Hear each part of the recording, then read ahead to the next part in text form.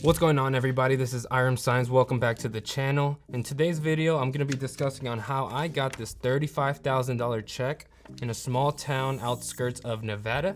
I'm going to break down the entire process from A to Z on how this deal went, and I'm going to be explaining how we got the lead, how we sold the deal, and just the entire breakdown of this deal. Make sure you stick till the end of the video to find out exactly how this deal went. With that being said, make sure you like the video, comment, and subscribe if you want to see more like this. Now let's get into the video.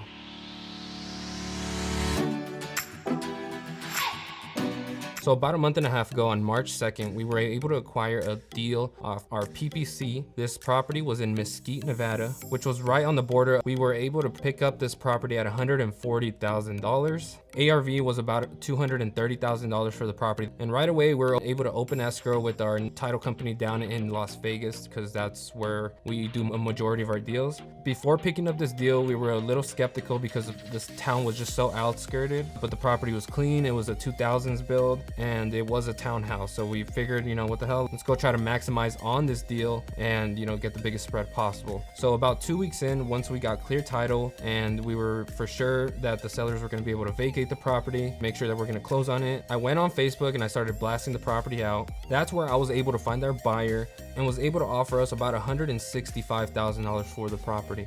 Me being our disposition manager, my second nature is just to go and negotiate, try to bring the deal up.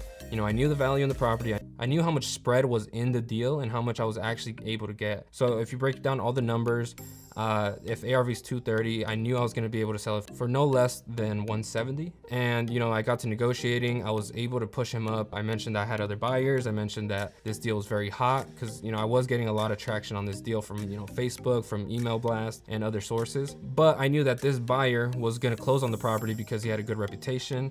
I actually knew the guy, so I was able to push him up to 175, and that's when we agreed on the deal. After that, it was pretty much smooth sailing. We were able to get all the docs signed from both the buyer and the seller. It was pretty much just, clearing out the property, waiting till the end of the month because the seller had to move out of state. And it wasn't until April 8th that we were actually able to close on the property.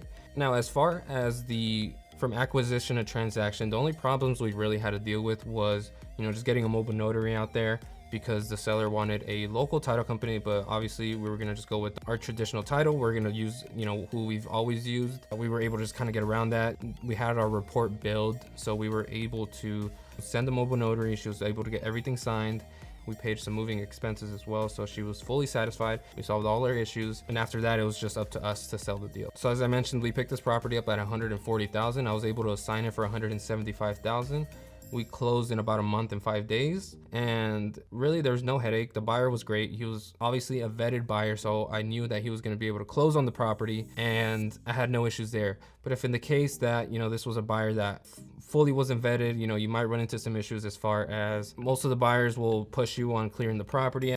Most of the buyers might not put the EMD right away, so you want to make sure you're clearing up all that information straight off the bat, that on their end they're going to fully perform.